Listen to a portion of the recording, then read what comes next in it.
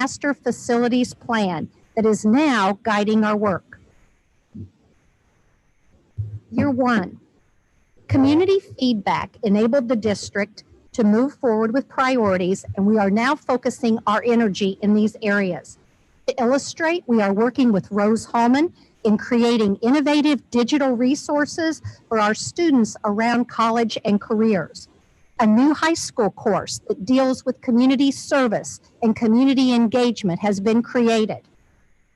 As another example, under student leadership opportunities, we purchased over 550 instruments for the middle and high school music departments. Our school board, schools, and community have much to celebrate in this first year of accomplishments. McLean students are now part of the alternative education redesign at Booker T. Washington. A new semester schedule is being implemented in our high schools. A director of communications is developing our new website and visual brand. An Otter Creek Middle School renovation project is underway. A director of civility, diversity, and international exchange is partnering with many community groups to bring needed food to our families. Social and emotional learning is embedded within our curriculum. Our school nutrition staff is working alongside community partners to better serve our children during the pandemic. And our technology rollout has been much accelerated due to the need for remote learning. Mrs. Wilson will later highlight our bond and ongoing facility project. Why technology integration? Why was this labeled as one of the areas that we needed to improve in our community meetings? Our committee decided to frame our work around a purpose for technology integration. Students need access to college, career, and life opportunities and be able to show their learning in new ways. And our teachers benefit from more strategies to engage students in digital learning. So we created this graphic with a technology goal, along with actionable items and measurements. And it has been absolutely invaluable, given the pandemic, to have this shared vision and guidance already from our community. For our technology goal, we have mobilized our energy around 3 big pieces. You see those up there, the technology devices, the learning management system, and the professional development.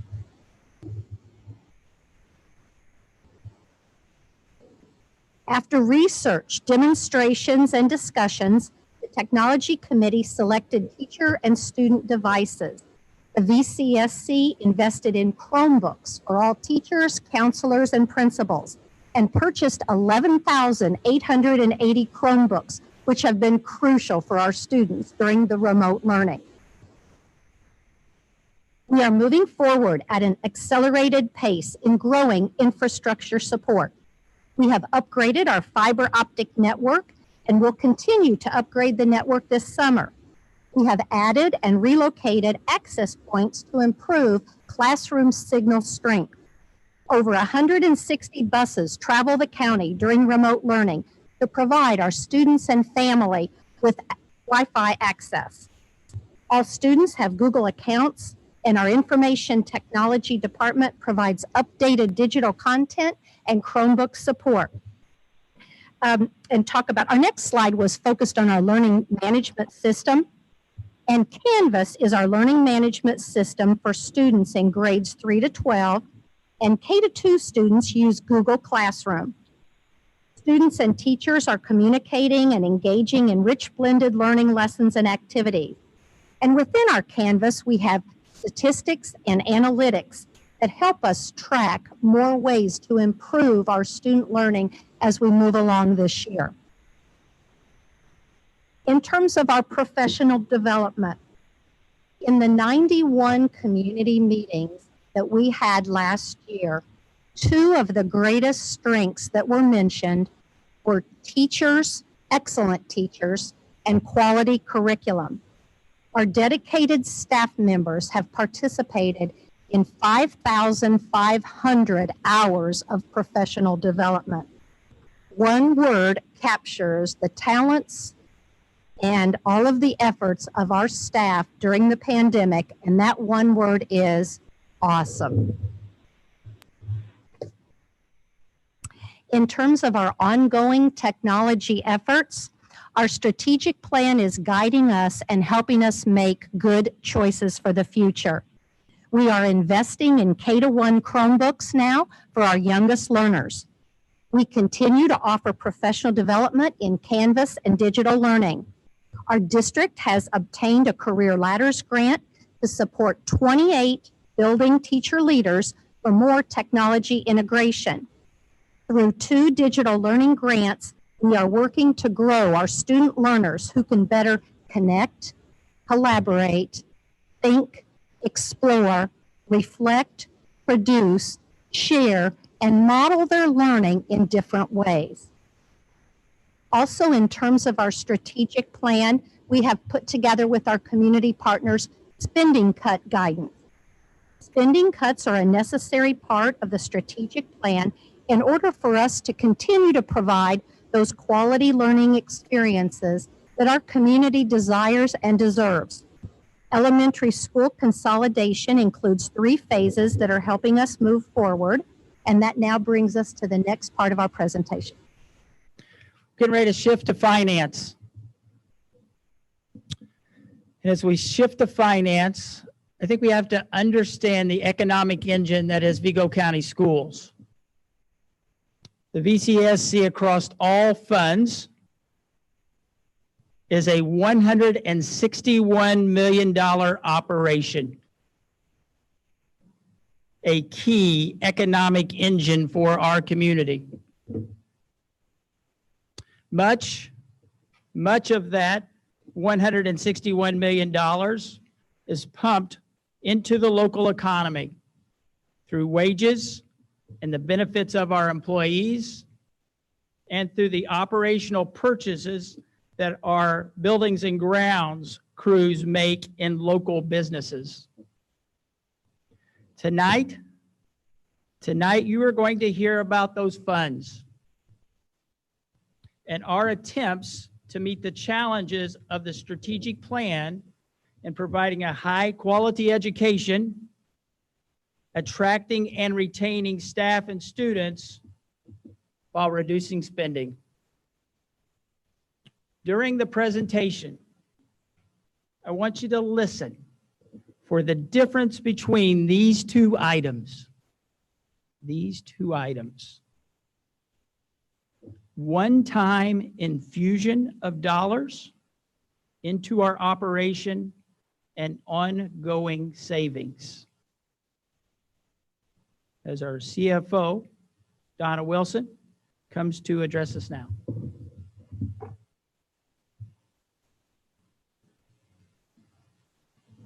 Good evening. I'm here this evening to provide a brief overview of school funding. For purposes of this presentation, I won't be addressing specific use federal or state grants, the school lunch or textbook rental funds, as those are limited to very specialized activities within our overall programming and are, in most instances, self-supporting funds. Tonight's focus is on the education, operations, and referendum funds. Specifically, their sources of each fund's revenue, and I want you to pay close attention as we try to provide some perspective into our financial position and what we're looking for and planning for the future. Let's start with the Operations Fund. The Operations Fund is supported by a local tax levy, license excise taxes, tax, revenue, with a subsidy, if approved by board resolution, from the Education Fund. The subsidy from the Education Fund cannot exceed 15% of the Education Fund's annual revenue and is used to pay costs associated with the overhead and operational activities of the school corporation. In 2020, the subsidy to operations from the Education Fund was just under $11.6 million, or 11% of total revenue of the Education Fund. The tax levy supporting operations is primarily used to fund the capital needs of the school corporation, including but not limited to equipment purchases, major maintenance projects, transportation costs, and the purchase of buses.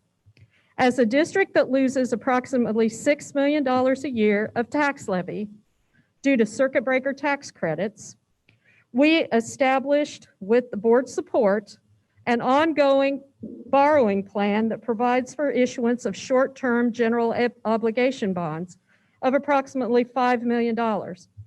That replaces some of the lost revenue due to the circuit breaker tax credits. Without this borrowing, completion of much-needed roofing, paving, and mechanical improvement projects, and the purchase of equipment, primarily in the technology area, would put financial strain on the operations fund, which in turn would require additional education fund subsidy. As we move further through these slides, you will see why it's difficult to talk about one fund in isolation without referring to the other funds. The financial health of each is key to the ongoing financial stability of the school corporation.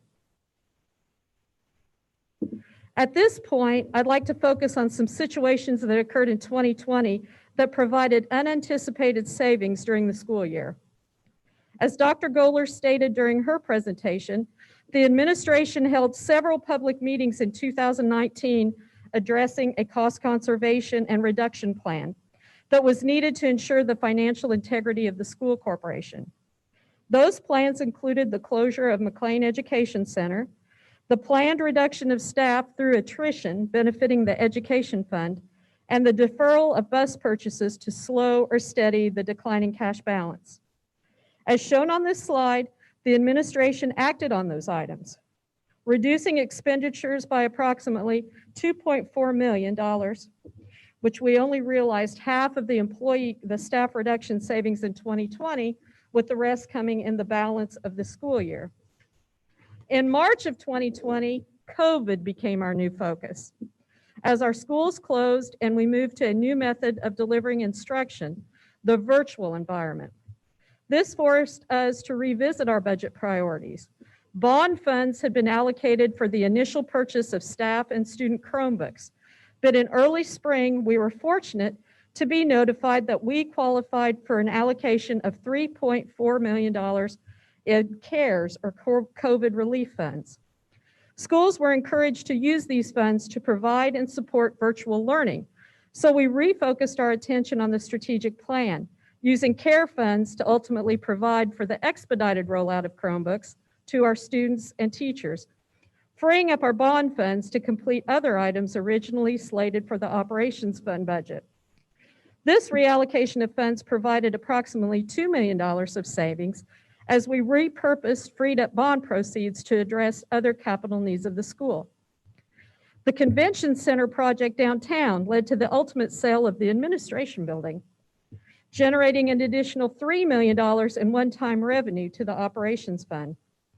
The purchase of buses was successfully pushed back to 2021, and that worked out fine because miles driven in 2020 were much less than anticipated due to school closure. Utility costs were less as schools were not utilized as they had been in the past. All these items shown on this slide did offset the anticipated decline in cash balance during 2020. However, we can't lose sight of the fact that only one of these, the staff reduction, is an ongoing source of savings for the corporation. Let me reiterate that point. As Dr. Hayworth said, you are going to hear about ongoing and one time, and this slide illustrates those savings. If we would not have realized these savings in 2020, we would have had to go back to the education fund for additional subsidy. With voter approval in November of 2019, an operating referendum tax levy of 16.22 cents per $100 of assessed value was imposed beginning in 2020.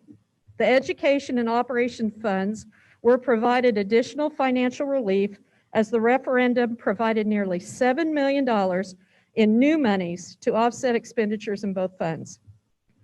Based on a plan derived from numerous public meetings, $3 million was allocated to improve teacher base pay by increasing the starting salary to $38,000 and applying 3 to 5% salary increases across the board to all teachers. It's important to note that raises applied to a base salary obligate those additional dollars for all subsequent years, whereas a stipend, as was bargained for this year, is a one-time outlay of cash and does not obligate any dollars in the future. As we look at this slide, also keep in mind that although the dollars may change in 2021 based on revised assessed value and revenue available, the same areas will be targeted for support in the future with the referendum fund. Now we're going to move into our largest fund. The education fund is our largest, with a budget of nearly $101.8 million, used to account for all costs associated with student instruction and learning, and is supported almost in its entirety by the state through a basic grant distribution with some additional revenue from student fees, interest, etc. The basic grant is calculated each school year using student enrollment and pupil count data, collected at various points throughout the year, and is distributed monthly to schools. The state legislature sets a base per student funding amount, which you will see for fiscal year 21 is $5,703, to calculate our foundation funding, and then add supplemental dollars deemed complexity index dollars to address challenges facing districts based on poverty issues within our communities. The complexity index, as shown for Vigo County, of just over 26%, when multiplied to the complexity base of $3,675, adds another $968 per student to our foundation amount. Additionally, we receive honors diploma funds for the number of students who receive Core 40 academic honors. We receive special education funding ranging from $500 to $9,156 per student, determined by a December 1 count of students qualifying with qualifying disabilities, and career and technical education funds for enrollment in specific CTE courses. I will be followed by Dr. Balatevich and Dr. Hayworth. Each will address our enrollment, what we experienced in 2020, and what we expect moving forward. Please keep in mind that our primary source of revenue, the basic grant, comprised of all these individual calculations, that funds all our instructional programs and ultimately provides support to our operations fund, is entirely based on enrollment. This slide shows the combined cash balance of the education, operations, and rainy day funds as of December 31st of each year. This fund balance is often discussed and is our administrative measurement of financial position. The Board of Trustees has established a goal of maintaining a 10% cash balance. At the end of 2016, our combined cash balance in these funds was $34 million. At the end of 2019, the year's decline of over $7 million reduced that balance to less than half, $16.2 million in merely 3 years. Before we look at the 12/31 cash balance, please be reminded of a previous slide showing our unanticipated savings for 2020. As you'll recall, the only ongoing portion of that was $1.2 million in savings from staff reductions. It's important to be mindful of this point as we look at where we ended 2020. As you can see, our financial statements shown on the right-hand side on the bottom of the screen will show a cash balance at 12/31/2020 of $18.3 million. That's the combination of the education, operations, and rainy day fund budgets. Included in this balance are outstanding costs related to employee compensation packages that were recently approved by the board for 2021. The net cash balance after these items are excluded will be approximately $16.9 million. Also keep in mind the balance includes almost $8 million of one-time infusions of cash. The sale of the administration building, the CARES Relief Fund savings, the deferred purchase of buses, etc. Without those one-time savings, our cash balance would have been approximately $10 million, continuing the trend of a declining cash balance. We know we still have much work to do. In order to attain and maintain a level of financial stability into the future, we need to increase enrollment and continue with our aggressive cost reduction efforts. Only through these continued efforts will we guarantee our financial stability into the future.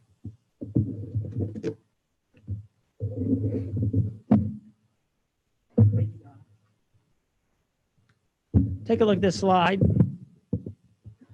Look at the 1.2 million. That is savings that would be ongoing. Everything else is a one-time infusion of cash. So we are happy to have a cash balance that we did not continue in a deficit spending trend. It's artificial. So artificial that I would even tell you that we moved a payroll from the last day of December to January 4th in order to achieve that number, but we did it more for our business people in the office so they would not have to work on the holiday. A payroll for us is $3 million. So you could say it was $15 million. Sad part about it is, this is the first step in a long journey. My fear is when you see this slide is to think that the troubles have ended. And that's far, far from the truth. Donna did a very nice job of breaking down those funds. We intentionally ended with the education fund because it has a close relationship with enrollment. And so it's my pleasure to introduce Dr. Tom Balatevich, Director of Student Services, to discuss enrollment trends and transfer students.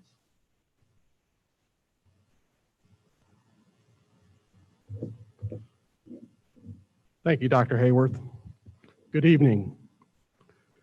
As illustrated by Mrs. Wilson, the Education Fund, which amounts to over $100 million, is derived almost entirely from our enrollment. Over 80% of the Education Fund goes towards staff salaries and benefits. As enrollment declines, more pressure is placed on the Education Fund for staff salaries and benefits. It is easy to ascertain that the rise and fall of enrollment dictates how we fund the salaries and benefits of most of our employees. The first graph illustrates a striking decline in enrollment beginning this school year as predicted by the McKibben Demographic Study, which was recently recommissioned by our school board of trustees. Essentially, the graph depicts a decline in enrollment of almost 600 students over the next 10 years, which would equal almost $4 million in a decline in funding for the educational fund.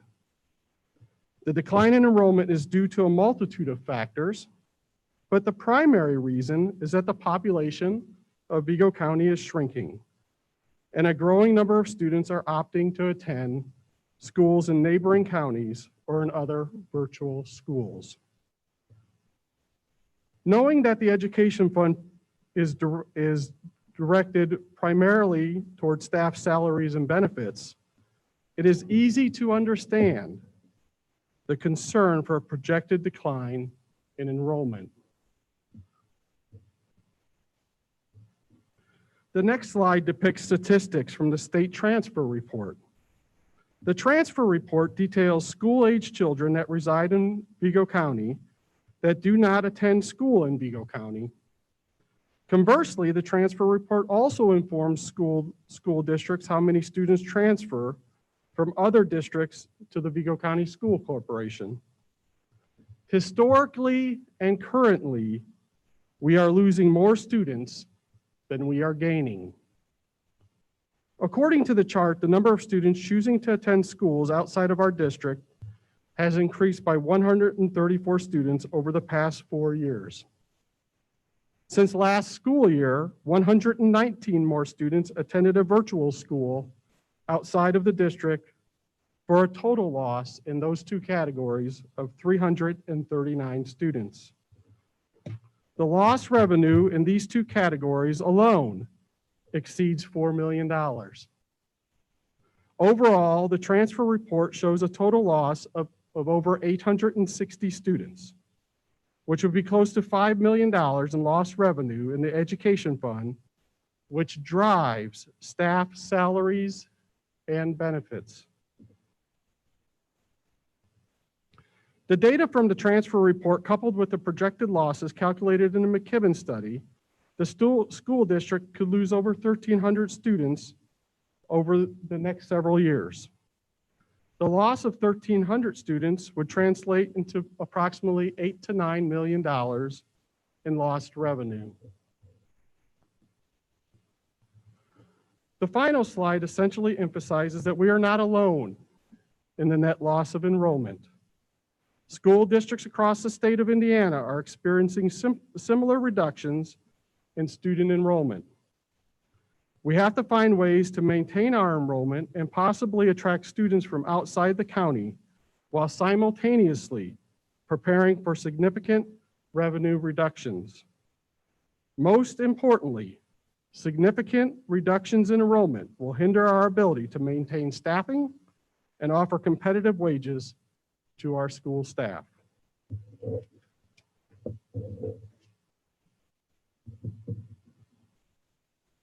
Thank you, Tom.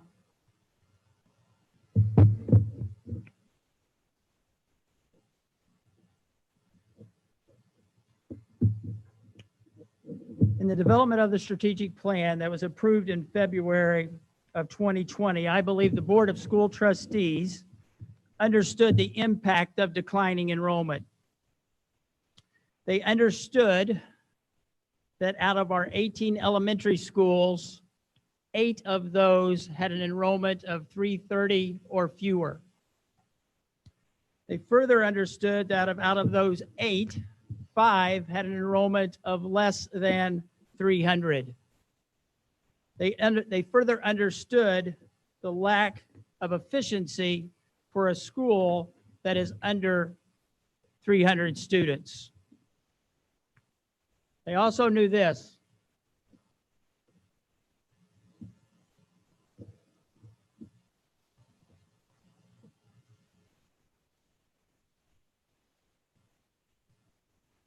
They also knew this slide that demonstrates that districts our size have several less elementary schools.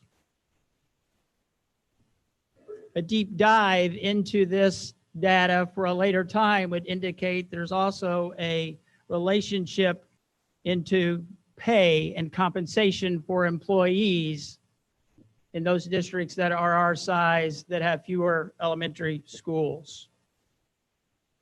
It was with this understanding that the board included two repurposing, that we would repurpose 2 elementary schools in 2021 and an additional elementary school in 2022. That's why they put it in the strategic plan. Along with asking us to repurpose 3 buildings, the board asked for a committee to be formed. That committee presented its findings to the board in December and suggested the board considering and repurposing West Vigo Elementary and Deming Elementary. Here to discuss that work of the committees is Dr. Christy Fenton.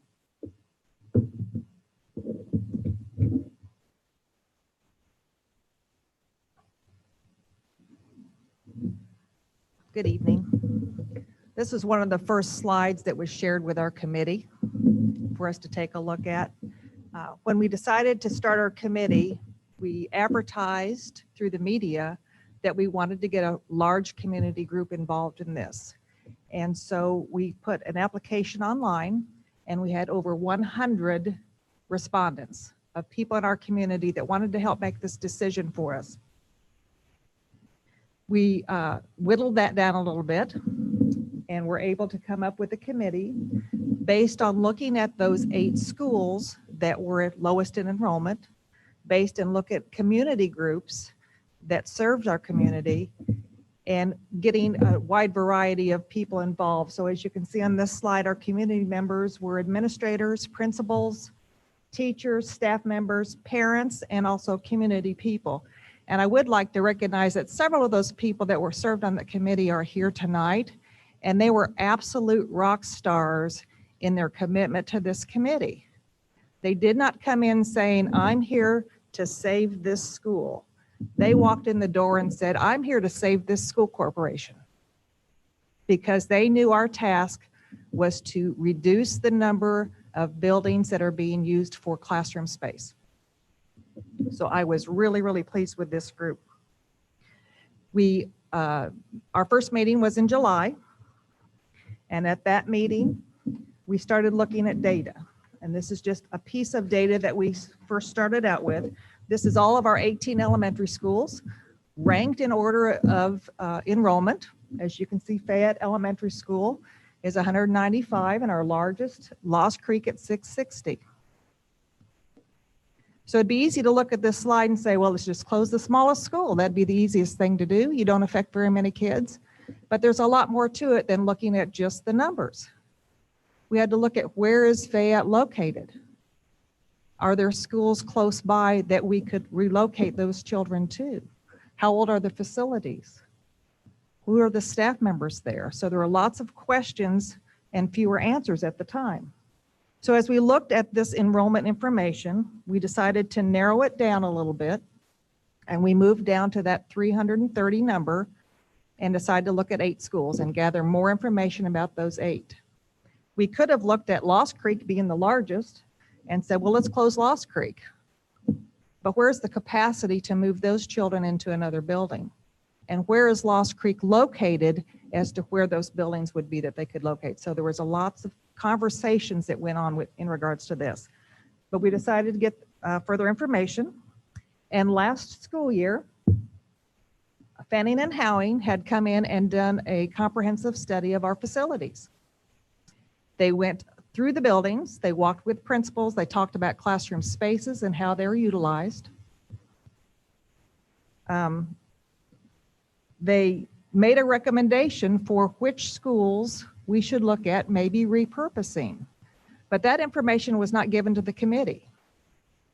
And what's interesting is, in the end, we came up with the same schools as we looked at the data that went along with this.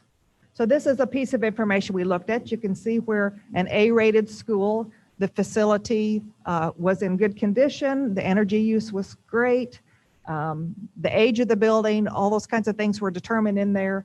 And the other conversation we had was, so let's say we do have a D or an F school, and that's not the building we want to close.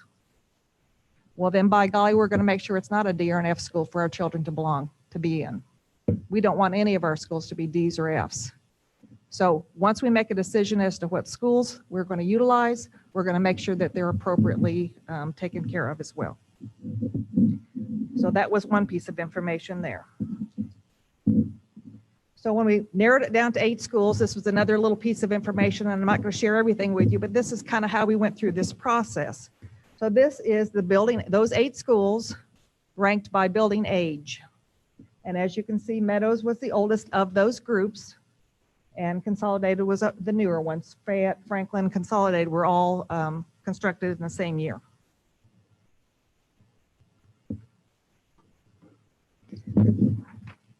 I have teachers on there. We have enrollment. And I'll tell you right now, the enrollment's wrong. So I know you're sitting there calculating, well, no, I know that's not right. The enrollment's wrong tomorrow, and the enrollment's wrong the next day, because children move every day. And so we had to kind of take that static number and work from there. So that is a kind of a target that keeps moving on us. We also looked at the poverty rate in those buildings, how that would affect things. We looked at the academic letter grades based on the Department of Education. We looked at utility costs in those buildings. We looked at the maintenance cost for that particular year. And that's kind of a moving target as well, because once you get something fixed, you may not have to fix it the next year. And then we brought in that Fanning and Howing rating so that we can look and see how they rated those buildings as well. Another piece of information that Fannie and Howie gave to us, which you can't read this, I know, was the capacity of each building. So if we were to close a building, or we were to repurpose that building, could we move students from that facility to a facility nearby without imposing a lot of transportation issues? And so we looked at those kinds of things as well. The committee took everything to heart. They're concerned about kids and what happens to those children. And so they were very concerned about, once that decision is made, how do we support and transition those boys and girls to a new facility, to a new home? And how do we celebrate the old home? Because it is in your heart, that's your school. And so we want to make sure that this year we have time, as we're looking at West Vigo and as we're looking at Deming, to make sure that those boys and girls can celebrate the good things that have happened in their buildings. But the bottom line is, it's a building. The school community are the children and the staff members that work there. We looked at transportation times. If we put a child on a bus, we want to make sure that it's not inappropriate time space. We looked at class size and staffing issues, and I'm going to show you some samples of that in just a minute. But we worked closely with the VCTA, which is our teacher union, to make sure that as we look at transfers, that we do that in an appropriate, fair manner as well. We looked at district boundaries. We had a big map in the room, and we would go and point and draw lines and talk about different things, because we wanted to make sure that community dynamics were not affected. We know that people love their community, and we don't want to be a detriment to that. We want to continue to support those communities.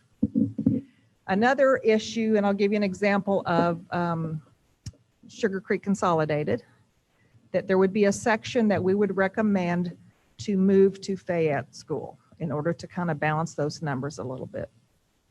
Well, if I'm a third grader at Consolidated and I've been there since kindergarten, that's a hard thing to do. And so we're telling you right now that if you want to stay at Sugar Creek Consolidated, you get to stay at Sugar Creek Consolidated. So your child can get through the 5th grade. We don't want to make that upsetting to your children. So we would grandfather, provide a permit for those boys and girls to finish out their school year. That's just an example of the heart that this team put into the conversations that we had. We decided we needed some community meetings to give an opportunity for you to share your thoughts and concerns. And that's why we're starting those tonight. And we are going to take your comments and share those with the committee and make some decisions. We also know that the board has asked us to make another recommendation to repurpose another building next year. But as we started looking at numbers, and you saw the 18 elementary schools versus the 11 for like-size corporations, the conversation started, what if we have to close a 4th building? What do we do then? How does that look? And so those conversations are going to take place, but our task was to make a recommendation for 2 buildings this year and 1 building for next year. And then we really had a good conversation about repurposing those buildings, and we'll talk about that in just a second as well, because we don't want a building sitting empty anywhere.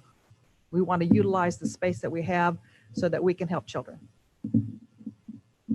So here's kind of a sample of how we looked at numbers. If you look at the top, and I know it's difficult to see, but we took Fayette, Sugar Creek, and West Vigo. I broke it down by grade level, kindergarten, 1st, 2nd, 3rd, how many teachers in each grade level. And we looked at the ratios of class sizes, which I do every year at every school. I do that for Lost Creek, the largest school, and I did it for Fayette, the smallest school. And we looked to make sure we're having appropriate ratios. Just because you have a big school doesn't mean you have large class sizes. So what I did then is look at that and determine how many teachers would need to move to Sugar Creek Consolidated to make sure we have appropriate class sizes. We're not just sending kids, we're sending staff members to assist as well.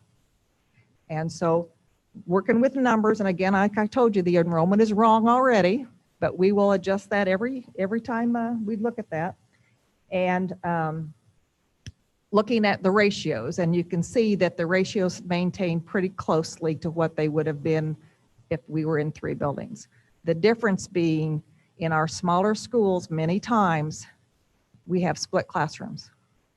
And we've had to do that because the numbers are just not matching up.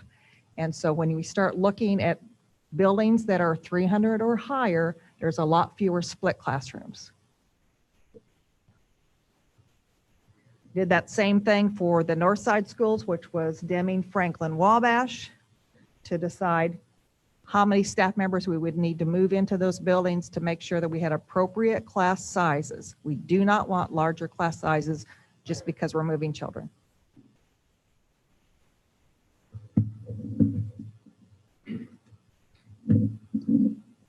So this is a sample of a conversation that we had. You can see on the left side, Fayette is in the blue, West Vigo Elementary is green, and the red is Sugar Creek Consolidated. We had conversations about where is a natural boundary so that children aren't crossing rivers, they're not crossing railroad tracks, and they're not crossing busy highways, those kinds of things. So those conversations took place. This is not set in stone. This is a conversation that we had.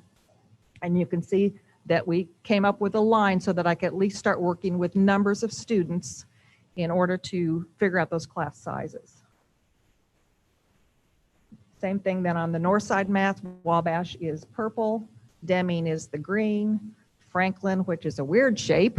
You may wonder why that looks so funny. That's because Warren closed several years ago. Franklin is the orange.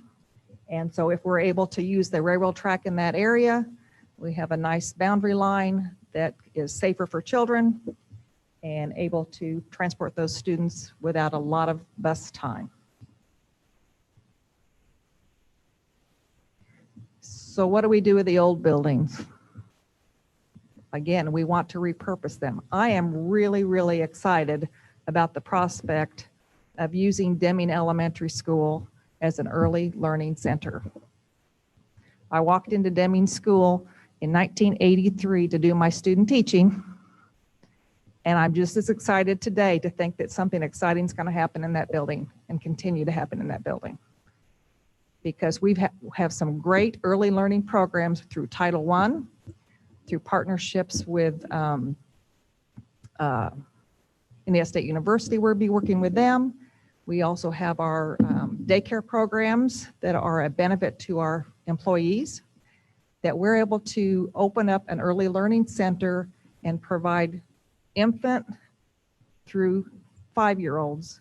We'd be able to house those children in Deming School, maintain that building, using Title I funds to support some of those programs, but also using tuition payments in order to fund some other things with that and some state funding.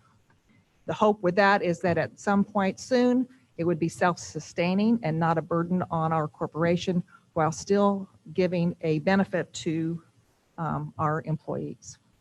And I think Dr. Hayworth is going to talk a little bit about what we might be able to do wonderful things in this building. Thank you, Dr. Fenton. When we think about a possible use for this facility, I would like for us to, the board to consider to make this a new administrative building. As you've heard earlier, we will be losing the administrative building downtown. It was a sale of $3 million. And we are looking to move our operation here. There's also some other ideas that we could think about. One would be also a part of the strategic plan is an international residency program. One would be a location for international students and a place to stay, a dorm type setting. Another movement that's occurring across the nation in districts just like ours are the creation of teacher villages, taking schools and turning them into affordable apartments for new teachers. And we would provide more restrooms than just what's in the school. Thank you for getting that joke. Well, you've been sitting for an hour. It's now time for you to break into your breakout sessions. For those of you online, please wait to be prompted by your online host. For those of you that are present here tonight, we would ask you to circle your chairs into groups of 8 at socially acceptable distances, and we'd ask our scribes to come alongside those people, those groups at this time. Those scribes will be there to lead conversations, take your questions, take your comments. We will come back and begin answering those shortly. So if our scribes could come alongside, we will see everyone back here in just a few minutes.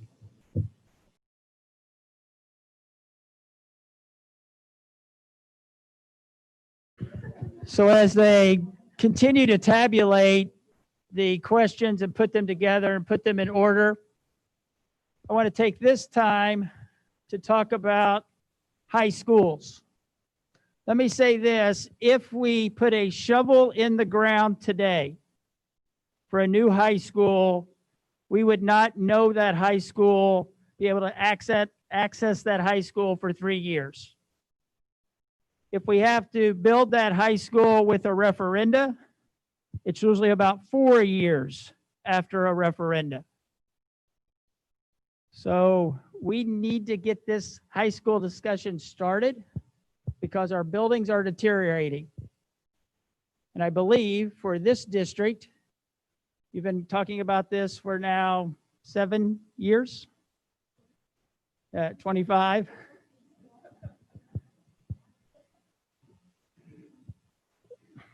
So we've identified concepts, and that's all these are. These are talking points. These are starting points to try to build by the middle of the summer 3. And then in the fall, trying to identify 1 that we want to move forward with. I'm going to go to this slide real quick and come back. I want you to think about this. For every $100 million that we would invest in buildings, it increases the tax rate 16, round that up to 17 cents. This district has a huge advantage. And long before I got here, was planning on addressing the high schools, and here's how you know why. This is a debt service schedule. What that means is, just like your home, you've paid your car off, you paid your house off, and now you have some room. For us, what this means is that as we have debt falling off, we could replace it within the high school building project. Now, if we decide to build 3 new high schools, we're going to exceed here. So I want to run through some concepts. I don't have price tags attached to them, but you're obviously going to see some that are going to be cheaper and some that are going to be more expensive.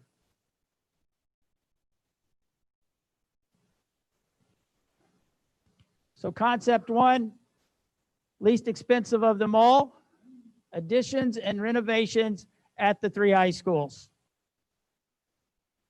This is try to fix the plumbing, try to fix the roof, try to spruce hallways up, try to do a little work in the classroom, but try to invest some dollars with additions and renovations. So what might an addition look like?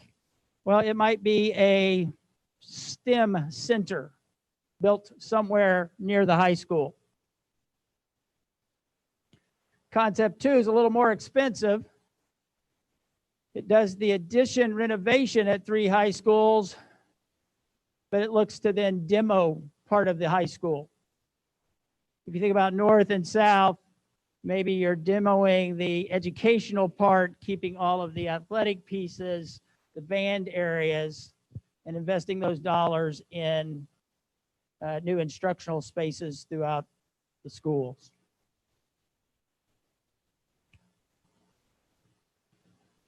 Concept 3,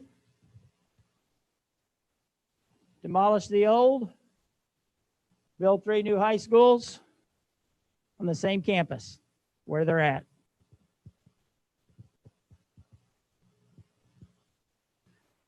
The price for a new high school, if you were going to be looking at not just classroom space, cafeteria space, theater space, but you were also going to redo all the athletic spaces, you're getting into the $140, $150 million range.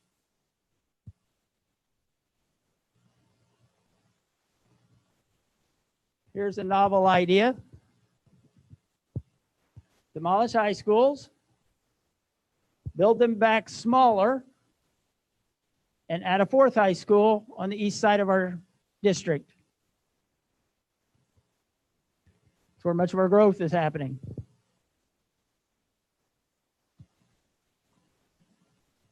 Concept 5, do away with North, do away with South, have an East and West high school. Concept 6, 1 high school on 1 site, demolish all 3, build a new middle school for West Vigo.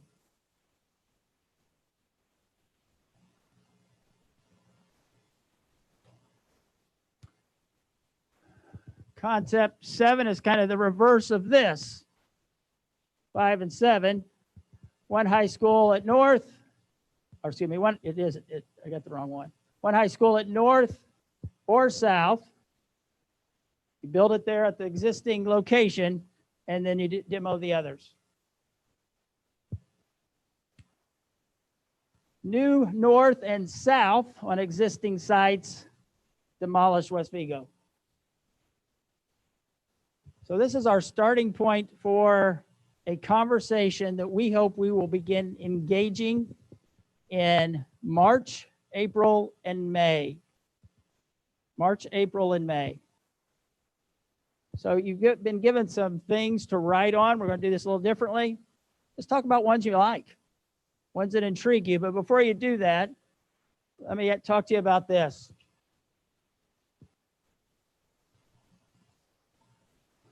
Co-design reduces costs and helps more people in a community.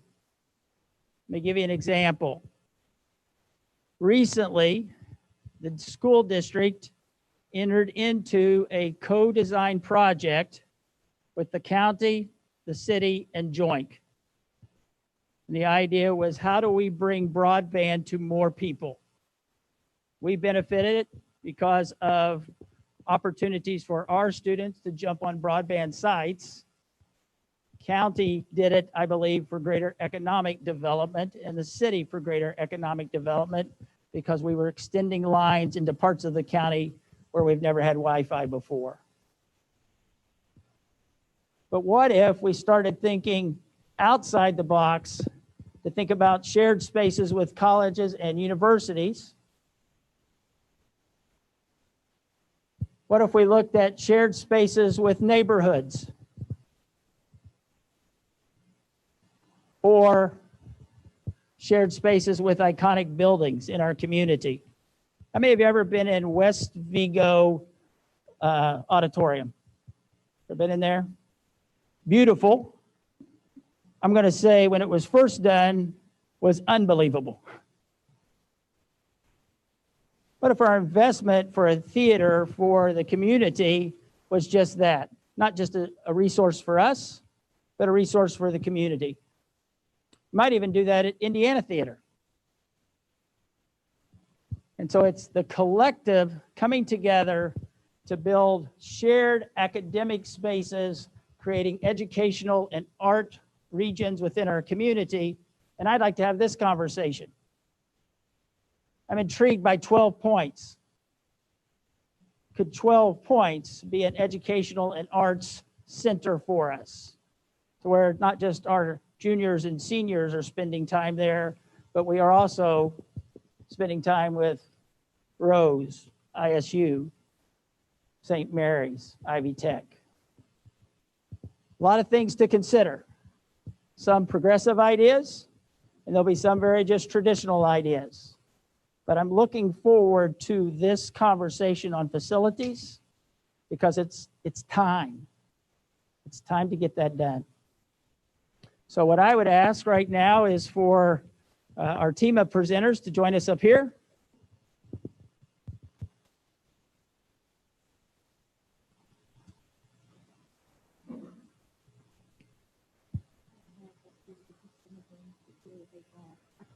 Okay. Got it. So what we will set out to do is try to answer your questions from this evening.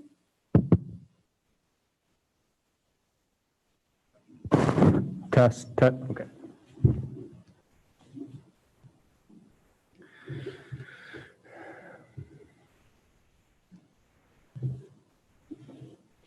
Bill will read the questions. Yeah, so we had 15 breakout groups, both virtually and here in person, and a lot of good questions. I've gone through and tried to remove duplicates. I've also tried to group them together, but there's quite a few. So we'll try to stay with some themes all at once. I'm going to start with some of the more overall questions. So the first question is, when will the board make a decision about what schools will be closed next? I believe that's a question about after the first two. So I'll take that one. It would be my hope that the board would act on the committee's current recommendation, if not in January, early February. When does the decision start in regards to next school closure? I believe that would begin, as we did this past year, put the committee together over the summertime, looking to make a recommendation. Hopefully there's no more COVID. So to make that maybe a little bit earlier so that we can do these community meetings earlier and kind of on this same timetable. You know, I've been asked a lot about, do you think we're going to extend it to a fourth? Right now, I would say I'm really interested to see if we get a COVID bounce back and those students that are away from us on COVID come back to us so we have enrollment, but we probably won't know that until next fall.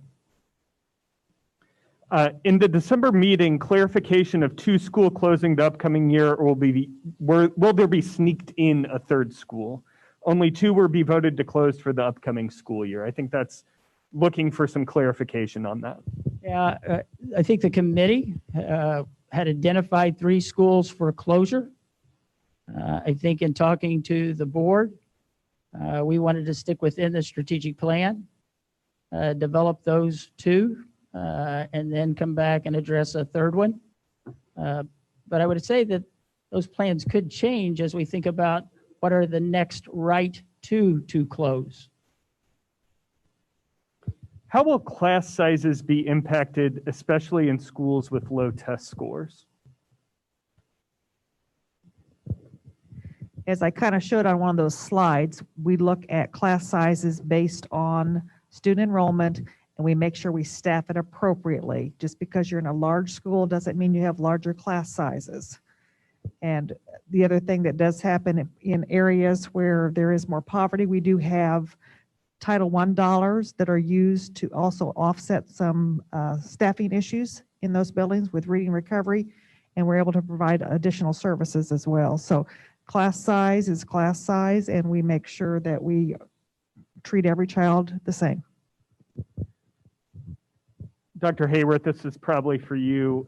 A lot of questions about West Vigo Elementary being potentially used as an administration building. I'm just kind of going to run through some of the questions and comments that you'll catch a theme. What is the projected savings if we use this building as the admin building? We want a highly efficient place for the administration building, so maybe not this building. Do not like the idea. Is a residential district, it should be used for kids and not adults. And then on the other side, this would be housing the county's largest employer in West Terre Haute. Why do you want to take away what our community, so that was a positive. And then why do you want to take away what our community needs? They can walk to schools, they get one-on-one time, all the teachers know them, and they will get lost in a crowd. So just some kind of neighborhood type questions about West Vigo, I think. So I would start off by saying that The location and the design for this probably started to come to fruition as a possibility as we begin to use this space for our board meetings. Last year we held a State of the Schools address, and there were 300 people here, many of which had not visited this facility for the very first, but that was their very first time. I think I probably fall more in the category of this being a unique opportunity for West Vigo. We are usually either the first or second largest employer in Vigo County, and it would be a corporate seat that would sit here in West Vigo. I do think people have concerns about accessing this building, but I will get back to the educational mission. The board told us we would close 2. Why these 2? 1, you saw the data, but 2, we have 2 newer schools, 2004, 2006, were built in the same year. Financially, to operate 3 on this side of the river is not cost effective. We can make those moves without multiple moves. So think of dominoes. So if you think about a redistricting, you do not want to move past 3 dominoes. In other words, a student moving from this building doesn't displace a student, he has to move into this building. And right now, we would not have to do that with this move. And the same would be true for Deming. I told a group here lately, I grew up in Paoli, Indiana, Southern Indiana. I went to Troop Elementary School. If they were closing my elementary and there was a meeting tomorrow, I would be down there asking them, why are they doing that? It's a neighborhood elementary. But if I knew it was going to jeopardize the operation and our ability to continue to educate in a fashion that makes sense to where we can afford to pay our staff, our bus drivers, our custodians, our teachers.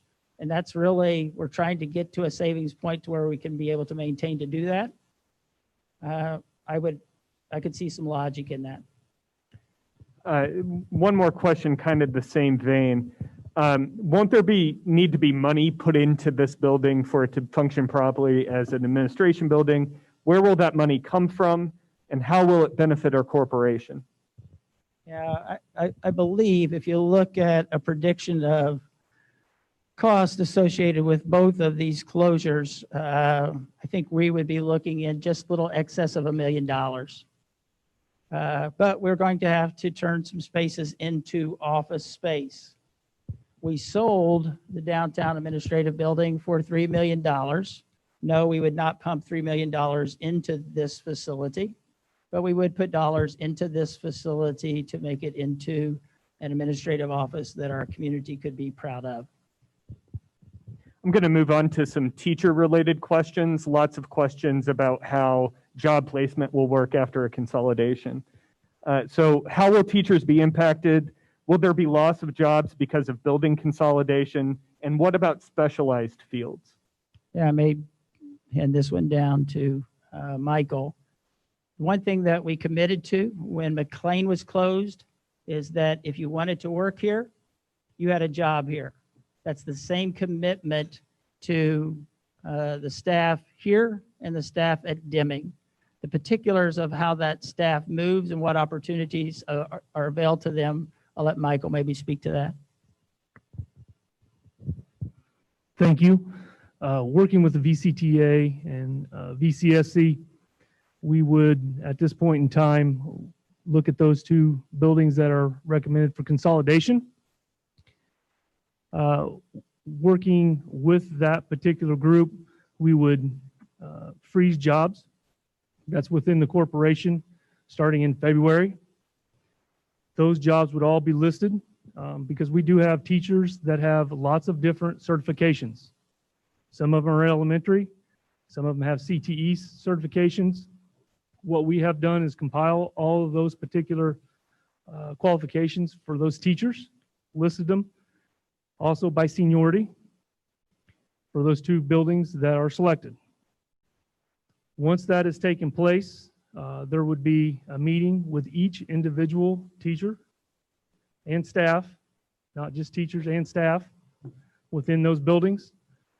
Any of those individuals that would like to have a job will have a job within the corporation.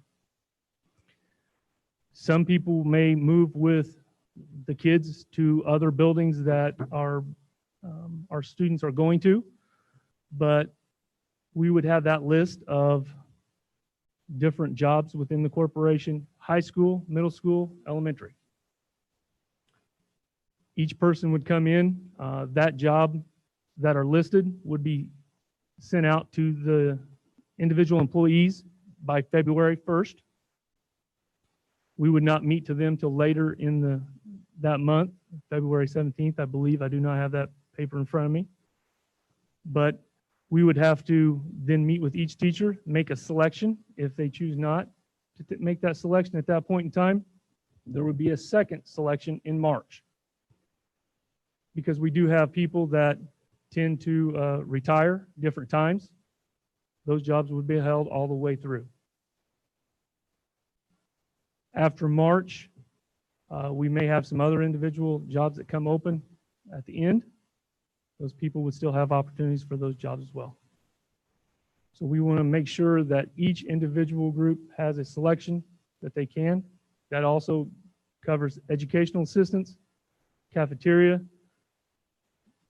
custodians, any of those secretaries, any of those individuals within that group. I think we're probably going to need to leave the microphone between you and Dr. Fenton for the next couple questions. All right. How can we ensure that teachers need to relocate because of school closings of West Vigo and Deming do not get placed at a school for 1 year and that school closes? That's a similar question to the student side. I think we're hoping to avoid multiple domino moves. Is that accurate? Okay. Yes. How many teacher jobs could we lose based on enrollment? So again, this was all preliminary information when I'm looking at the data, but just between West Vigo, Fayette, and Consolidated, looking at teaching staff, we're only losing maybe about 4 positions. But those positions would be absorbed with retirements and those kind of situations. So you're not cutting jobs, you're just moving those. And there was a comment I think you had also made about, the kids going someplace where they don't know the teachers. As we're adding maybe 6 positions to Sugar Creek Consolidated, those teachers from West Vigo are going to be choosing to go to that school and following the kids. And so they are going to have that familiar face there to greet them when they walk in the door, because a lot of those positions will be open at the schools in which they're moving to. So you kind of answered the next question there. The number of teachers per building when the school closes, will that change? That's a yes. Yes, Then, absolutely. Okay, great. Because again, going back to that class size thing, we're going to appropriately make class sizes. So we're going to have moving teachers in order to absorb those children in those classes. Very specific question here. Can special education teachers and SLPs be in separate rooms, or will they all be combined or have to share? That will be a decision from the principal. We did a lot of walkthroughs to see where space is available, and they're going to make the best decision based on the needs of their kids and their teachers and what they know about their buildings. Talk a little bit, and maybe this is Dr. Hayworth, when the closed buildings are repurposed, how will that look in savings? Some things mentioned with that question were teachers and staff moved around, renovations needed perhaps. The comment is, are we spending millions to save thousands? I don't know if do we have a slide for that?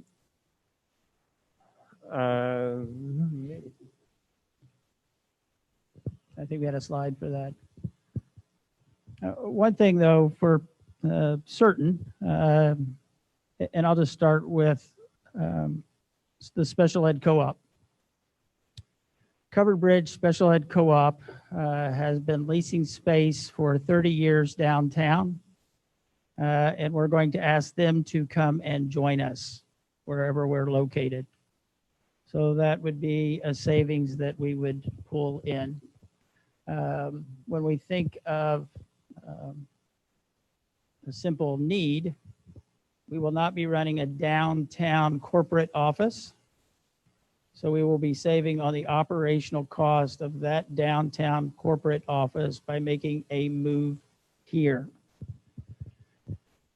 Adding revenue generating programs, that's probably looking a little more at early learning centers in Deming. You know, that will not be just a lab where we're bringing Indiana State University students in to have them work to become early learning professionals. And the same thing with our CTE folks. We hope that it will soon become a self-sustaining fee-based program. And also, when you think of this, you'll have 2 fewer principals, you'll have 2 fewer secretaries, you'll have 2 fewer of all of those different types of employees as we think about closing those 2 buildings. And we believe that we'll be able to absorb them into positions that are opening. So again, I think the overall, if I were to estimate it right now, I would estimate it between $900,000 and $1 million. And that would add to that 1.2 line of ongoing savings. Mr. Cox, this may be just a head nod from you. It's kind of a rephrased version of a question, but I just want to make sure it gets asked. If a 3rd or 4th building is deemed to be repurposed this year, or let's even talk next year, talk a little bit about the concern about everyone in those buildings having the same opportunity for placement. How, can you just reiterate how that will run? So are we doing it the same year? Is that the question? The question is same year, but I think it's applicable If it were the same year, we would have to re-expand the list and go through the whole thing. But if it is this year and next year, we would follow the same process. So this year, 2 buildings. If it was next year, 2 buildings, we would have that same process with the VCTA that we would follow this year. So based off of seniority and specialty areas. Great. Dr. Hayworth, a series of questions on teacher pay and administration that I'm going to go into now. Teachers are underpaid in this community. What efforts are being taken to improve teacher pay? Yeah, well, what I would say that teachers are paid terribly across the state of Indiana. I come from a family of teachers. My brother is a teacher. I've got 2 nephews and a niece that are a teacher, and join them in the fight each and every day to try to improve teacher pay. When we think about here, right-sizing the district will help improve teacher pay. When you look at those districts that have fewer elementary schools, still good teacher to student ratios in larger buildings, what you find is our beginning teacher pay is $38,000. If you look at those schools, and I think it's almost to a 1, they are all in the $42,000, $43,000, $44,000 range for beginning teachers. So I believe thoroughly that right-sizing the district will assist us in addressing teacher pay. Trying to bring students back to our district. We have a virtual school. Granted, it is new. More people chose a different virtual platform than ours. Bringing those students back will help increase teacher pay. The one thing that I should note as you think about that education line, what we know from the ADM into the educational fund, 55% of every dollar goes into teacher pay. And I believe, Donna, that puts us maybe in the top 15 in the state of Indiana. So we are leveraging every educational dollar that we possibly can to where independent research said that we were, I think, the 15th best in the state of Indiana. But that does not say, don't get me wrong, we have to increase teacher pay. We are declining in enrollment. If we do not take an opportunity to let our state representatives know of the inequities as they decrease the complexity fund and pump more dollars to the ring in and around Indianapolis, we will continue to fight that issue. And so I would hope you would join me and hope you would join the Teachers Association as we look to continue those discussions with our state reps. Very worried because now we had a super majority, now we have a super majority. And so our efforts here, we will try to reduce our spending, do everything we possibly can, but we're going to have help from the state of Indiana.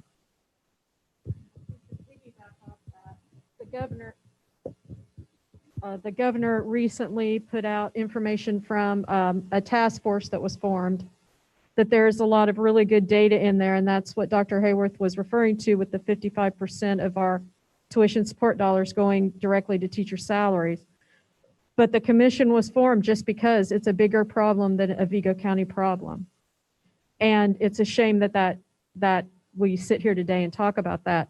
But I think that the governor has made some recommendations on improving teacher pay across the state. And as Dr. Hayworth mentioned, it'll be interesting to see what the legislature does to support that program. Dr. Hayworth and maybe Dr. Balatevich on these next two, I'm going to group them together. Have we talked to the parents and students as to why they're leaving the district? And we're looking at declining enrollment. What is the school corporation doing to work with our community to bring in new businesses and jobs? What efforts are we making? I think that's a question we talked about with Dr. McKibben in terms of what do we see if businesses and jobs move into the community? Well, I know that schools talk every day to students that leave their school, and whether it's in an exit interview or conversations that they may have. In my department, we also have an individual that does the same thing, and that individual makes phone calls every single day, multiple, 10, 20, 30, sometimes 60 phone calls a day, going through a list of students and trying to contact them to bring them back to our district, and that's one of her responsibilities. So we will continue to do this and look at new ways of trying to locate and bring those students back. To the other side of that question, one, we have a very strong CTE program. And so we need to continue to market that program. But I was on a phone call today with a state representative, a member of the state chamber, a member of our local chamber, and Duke Energy, trying to think of ways we can build realistic internships and apprenticeships for our juniors and seniors within a 6-county region. It's those types of things. If we think about the career pipeline to feed our own communities, I think it's those types of things, but that brings change because it means that we don't educate the kids the way we have always done that. But that's part of my passion. I want to see a stronger career college pipeline. And when I say college, that just doesn't mean 4-year, that's 2 years, that's certifications. I know it's Doug's as well. And I think when we get out of COVID, we will start up once again our business education roundtable, which Vigo County Schools launched last February. Why is our budget top heavy from downtown administration positions? What is the role of the director of diversity? The talk has been about right-sizing the number of schools. Has there been studies for right-sizing everything within the district, including downtown positions, et cetera? Yeah, we actually looked into that during the referenda process because that question came up. So I think first Dr. Powers is going, or excuse me, Dr. Goller is going to speak to that, and then Dr. Powers.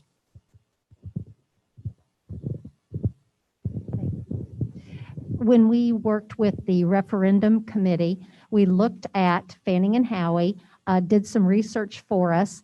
They looked at districts with like enrollments. And they put districts with like enrollments on a spreadsheet, of which we were one. And they looked at the number of administrators in buildings. You know, they looked at principals, they looked at assistant principals. They put that on a spreadsheet. We were very comparative with those other districts.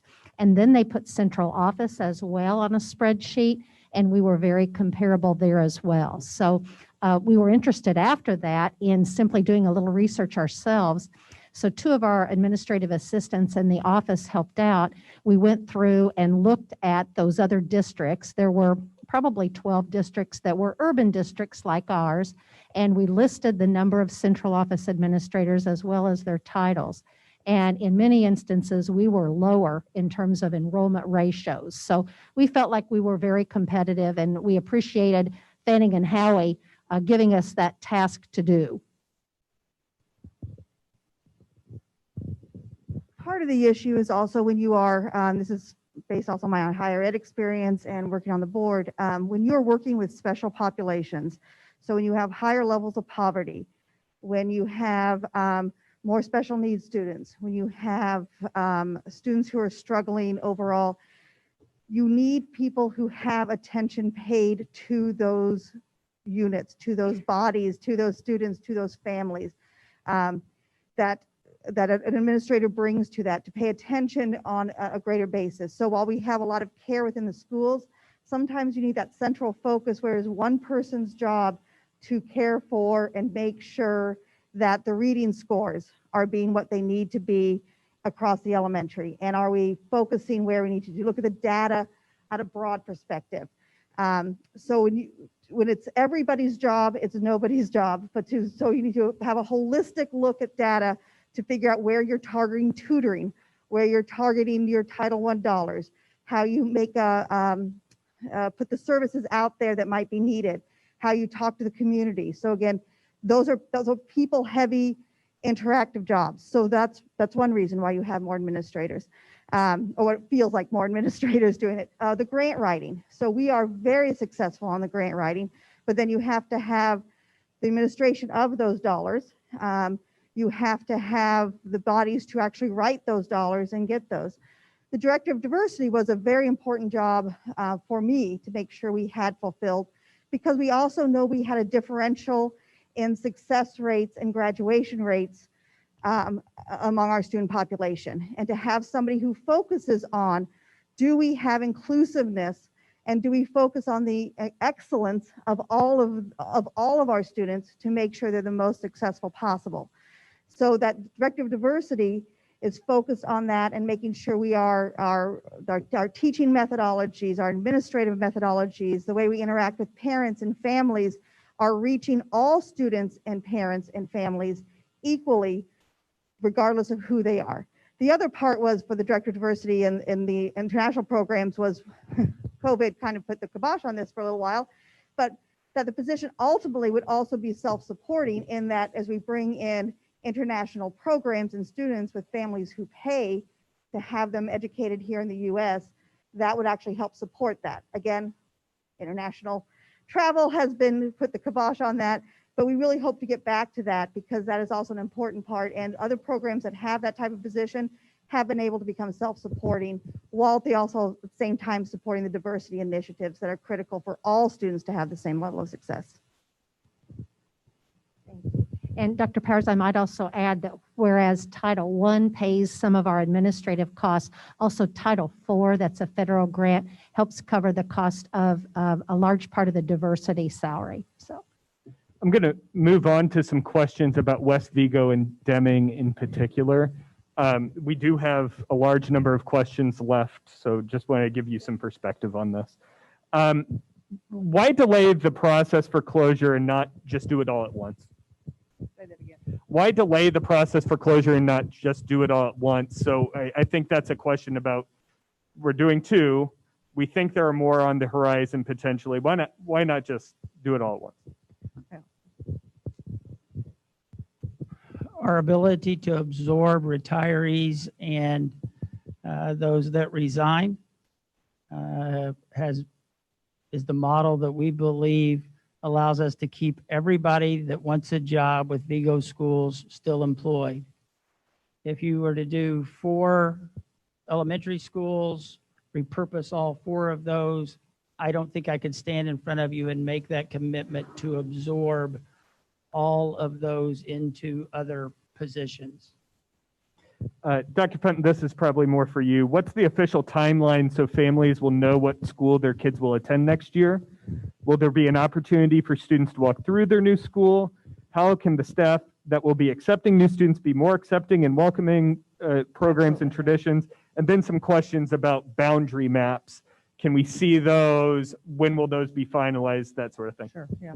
This was a topic that was very important to our committee because we wanted to make sure that children did have time to be assimilated to their new buildings. And as soon as the board does we'll make a recommendation to the board as soon as the board votes on that. We've already started to look at actual student names and addresses so that we can look at transportation. And the principals then would be able to take a look at those lists to be able to make class list recommendations. As soon as that happens, we want things to start happening in those buildings to start inviting them in. Of course, with COVID, things are a little bit different, but we're going to make some exceptions in regards to this process because we do think it's important that boys and girls are able to get into those new buildings, to meet the new teachers, for the teachers in West Vigo and Deming to be able to go and see the other buildings as well. And so we want to make those things happen. I know they're talking already about some social activities. I know the West Side principals have already gotten together and had lots of conversations about how they can make this fun. You know, if I look back just at recently at during the Christmas season, the West Side schools worked so well together in regards to the middle school and the high school. It really is a team over here. And the way the principals work together, they will make every effort to make sure that boys and girls feel welcome in those buildings. I have no doubt about that whatsoever. Talk about high-risk students. Was there any consideration given to the demographics of the schools that were considered? Free and reduced lunch, students high at the schools that were presented tonight, and then learning disabilities, shuffling students around, how will that be affected? How will we be protecting our most at-risk children in this transition? Yeah, absolutely. And that's the other thing too, with giving enough time to be able to make those connections, particularly with special needs students, so that they can meet those teachers who's going to be working with them as well. We want to make sure that they have those opportunities to visit, meet. We did look at the data in regards to free and reduced lunch rates. We did look at those kinds of things. We want to provide the support. So for example, when we're looking at counselors, where do we need to have more counseling services in those buildings based on the student needs? Where do we need to have more special needs teachers based on student needs? So we're looking all the way back to students and making decisions based on the needs of those boys and girls in all aspects. The music program, the arts program, where do we need to make sure that we're providing additional services and support for those schools? Secretarial help.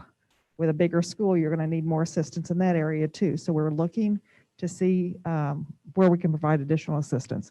Title I dollars will be reallocated to those buildings as well. Some questions about transportation, especially I think the West Side. What will redistricting do to increase cost of transportation? Also, how long will students have to be on buses? There's a particular question about looking at the swath of land that Fayette will now cover. How long will a child that was going to West Vigo, now going to Fayette, how long will they have to be on a bus? I can't give you an exact, time at this point, but I know Mr. Long, who's in our transportation department, has really looked closely at that. And that's why we have not made a definite decision as to where that line is. We want to make sure that they're not on the buses too long. We do, I think, let's see, Mrs. Stagg, is there 3 school buses that come to West Vigo right now? So you have 3 buses that are coming in here that are not at capacity as well. And so we're able to utilize those buses. So we're not necessarily going to have to add additional buses, but use our buses more wisely. I'm going to sneak in a question that it could probably be a yes or no. Are there any COVID concerns on buses about this? I don't think that it's any different than any other school. I mean, we're looking at busing of all of our children. Some questions about grandfathering. If one child is grandfathered in, if boundaries are moved, will younger siblings also be grandfathered into that same school? How many schools have permits? Grandfathering, is the corporation willing to pay for transportation back to the first school, or is this treated as a permit and the parents would provide transportation? The plan is particularly, we want to make sure that very first year in particular, that we do provide that transportation. So you might have two buses coming through a particular area to take students to one versus the other.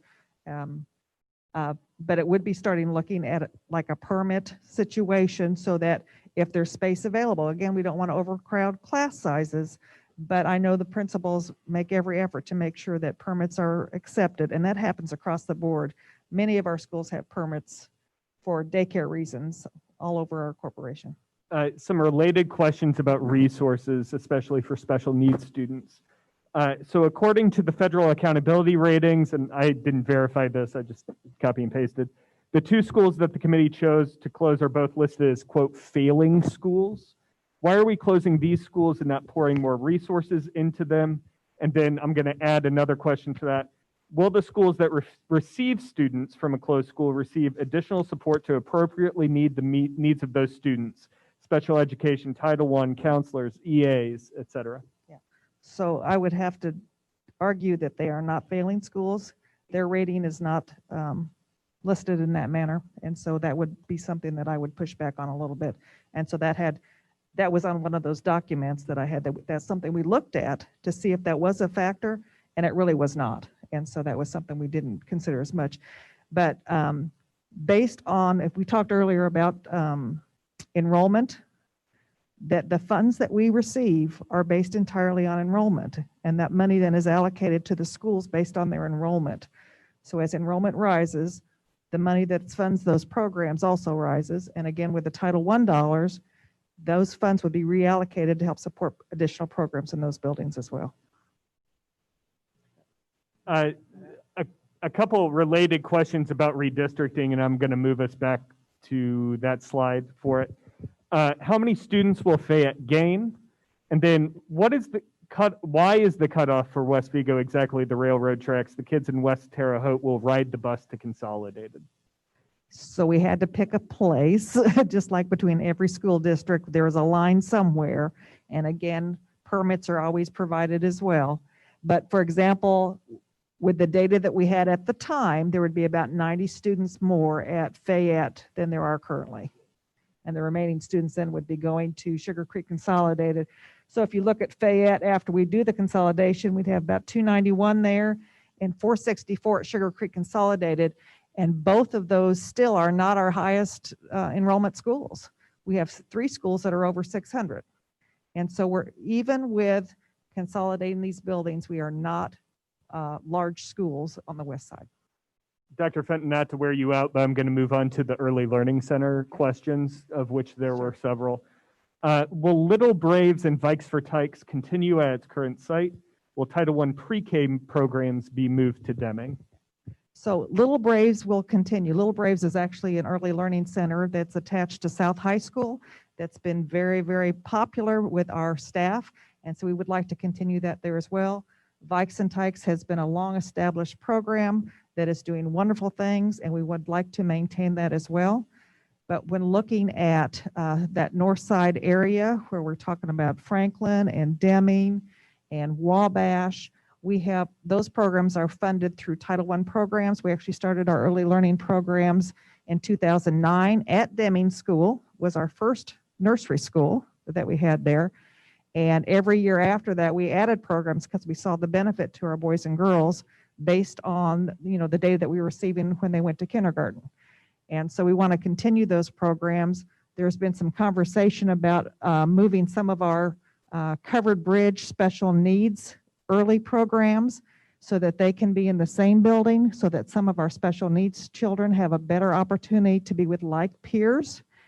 And we have teachers that are not the lone wolf in their building. So for example, at Consolidated this year, they have a nursery program, a preschool program, but she's the only teacher who teaches preschool. So that you don't have that like person to have conversations with and plan with. and do projects with. And so when we can consolidate these programs, we think that we can do a better job of planning and running programs for our early learnings. So in that center, we do plan on having infants through nursery, though, through the preschool, pre-K years. And so I think this is related. What about rooms at Meadows that are special education and other special ed programs? How will they be relocated? Will the preschool be moved to the Covered Bridge site? So possibly the preschool at Meadows might be moved. We'll look at sizes and whether the numbers there warrant that. A lot of, particularly the special needs preschool programs, are usually bused into those buildings. They're not necessarily children from those schools. And so a lot of the programs we have in buildings, particularly with special ed, are site specific. They're kind of like hubs for areas. And so we'd like for Deming to be a hub for our nursery programs for early learning. Was redistricting of the entire district considered? No. Okay. Do I think it should be? Yes. How will we pay for salaries for an early learning center? As part of Paths to Quality, we receive funding for boys and girls. Right now, all of our Title I schools, they are totally paid for through Title I dollars, the teachers, the EAs, the supplies. At Little Braves and Vikes and Tykes and Little Lions and Little Racers, those programs, that is a parent pay program. And so that's where we went back to talking about this. Hopefully soon will be self-sustaining, so that we can use the title dollars, we can use the parent option to pay, and anybody who qualifies also receives vouchers that can pay for daycare as well. And Dr. Cobb, you were. Yeah. We get additional funding based on that for the preschool programs there, so that pays for the teacher costs in those buildings. Yeah, we're already paying for those people.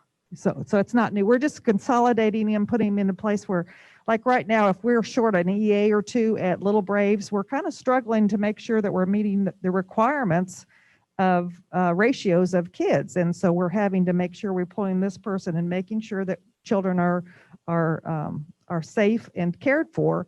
But when you have a program that's consolidated, we can use our resources much better and much safer. And so that would be a real benefit to us to have it in one location there. So I think you just answered another question that I'm just going to tick off the list so they hear it. How is the Early Childhood Center more cost effective versus just keeping it as an elementary school?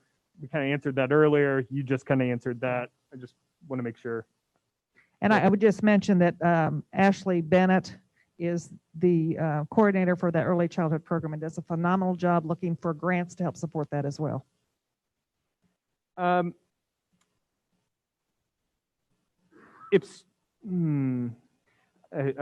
trying to weed out kind of similar questions here. Are we spreading ourselves too thin to add an international program? We could be, but I think we can do things just as well as Kokomo, Indiana. Kokomo, Indiana has been running an international exchange program for, I think, 10 years now. It is a tuition-bearing program. I believe tuition is $20,000 to $25,000 per student. Again, and looking at our bottom line, I think we need to continue to research it and move it forward to see if there is profitability in that. I think it still will be slowed because of COVID. So I don't see that as a 2021 topic, maybe a 2022, 2023. I'm going to stay with some bigger picture questions that probably you'll answer since you have the mic. What have we learned from Chauncey Rose? And that was before your era. When it closed, did we learn some things, and how long did that transition take before it got figured out? I've got the mic, but Chauncey Rose was before me, so. I think 2 points that come immediately to mind. One is the community involvement and awareness, and I think that's one thing that we're trying to accomplish with the next 3 meetings. And then secondly, looking at transition programs for the students. So looking at ways that the receiving school can put in place some great activities and welcome type programs so that students fit in immediately when they go to those schools, and not just students, but also their families. Dr. Goller, we can stay with you for a question since you have the mic. I'm trying to limit the back and forth. Kind of a comment question. It would be beneficial to have GT schools in the inner city schools instead of just the suburb schools. Are there reasons the GT programs were moved to certain schools over the last several years? Yes, the state has a process by which they identify students. It's very detailed, and so we receive then a printout of, after our students take the gifted and talented test, of which students qualify. And so some schools do not have enough students that qualify in that school to run a full class. And so those students are better off bused to a larger building, of which, instead of having split classes, a 2-3 gifted and talented with fewer numbers, to have a straight 2nd grade class, a straight 3rd grade class, 4th grade and 5th grade, of which we're able to have at the larger schools at Lost Creek and Dixie B. Dr. Hayworth, what's going to happen to West Vigo High School?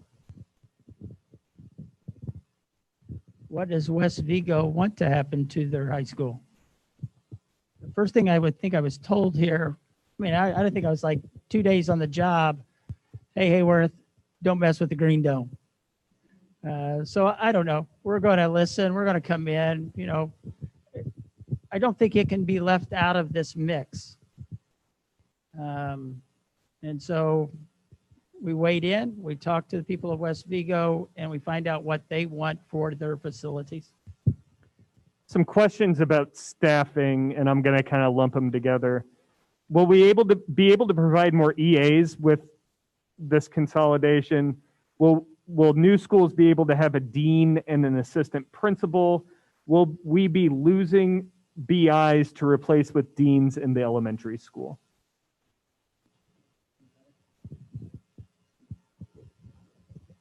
Again, it's still going to kind of recommendations. So for example, there's sort of an arbitrary line where we've added assistant principals to buildings based on the enrollment number. So we're going to look at enrollments and staff appropriately for those numbers. And so depending on where they are, that would determine whether they get a dean, whether they get an assistant principal, whether they get an additional counselor. The focus just recently in regards to BIs has been, that's a program that we just started maybe 3 years ago, 4. It's not been that long, but it was a way to help the elementaries with some behavior issues that were happening, because at that time there was a principal and a counselor in the building dealing with all the discipline. And so we tried to be cost conscious and hired non-professionals in a lot of senses that just were good stewards of their communities. They knew the children, they knew the family, they were able to work well with children, and we hired them to do those jobs. But as we have, seen the benefit of what they've been doing in those schools, we have looked for certificated people to hire in those positions. So nobody has lost a position, but as we've had an opening for a BI, which is a behavior interventionist, if you're not familiar with that term, as we've had open positions for BIs, we've replaced that with a certificated staff member. And so that's kind of what's happening with that position. One more question for Dr. Fenton, and I think we're closing with 2 for Dr. Hayworth. I believe I've consolidated every question. You've noticed I have not pulled any punches here. Will Fayette be able to have an after school or before school care option now? Yeah, that's again based on numbers. If we have, I think it's at 10, Dr. B. If you had 10 students, we were able to provide that program for those schools, and that happened in every building. They had to have at least 10 families that were utilizing that service in order to provide it. So utilize the service and we'll have it. Great. Dr. Hayworth, I think the theme of the night has been enrollment. I'm going to close with an enrollment question, then one yes or no question. In what ways will the VCSE increase enrollment? Well, I think we have to bring people together. Did my mic just go off? Nope. Yeah, I think we have to bring several groups together to talk about how we start collecting data for those. So Tom talked about in his department and the data that they've been collecting. I ultimately think, though, if you're thinking about virtual school, you're getting online maybe in a couple of ways. You're watching a commercial, something's popping up on your phone, and now you're shopping for virtual school. And you find out that that virtual school offers a laptop, it offers 2 or 3 items. Then you come talk to us, and remember, our virtual school's only been working for 1 year, and we were not ready for that. So I think it's how we market our virtual school. It's also being able to talk to students of, well, why do you want to move virtual? But I think we're at the beginning of that conversation. I think just like anything, we need to put a team together. We need to build around it some data points, and then we need to go after those data points to try to make sure that we're being as caring and as diligent in trying to retain all of those students. Final question. 2 more information sessions, one next Wednesday, one the following Thursday. All the RSVP information is up on our website, but will the other 2 information sessions be the same information? They will be the same information. I think what we can learn, though, from the questions here is maybe to embed some of those into our presentation. So it might be slightly different, but we plan to cover the same. If we see that we need more meetings, we'll add more meetings. But coming out of that, we hope the board will take action. And then again, March, April, May, really coming to our community and really trying to engage in that high school discussion. Thank you, everybody, for being in attendance and being attentive for 2 hours and 14 minutes. Very good. I think that was on Dr. Balatevich. I thought he went a little long tonight. So everybody have a good evening, and thank you for being here.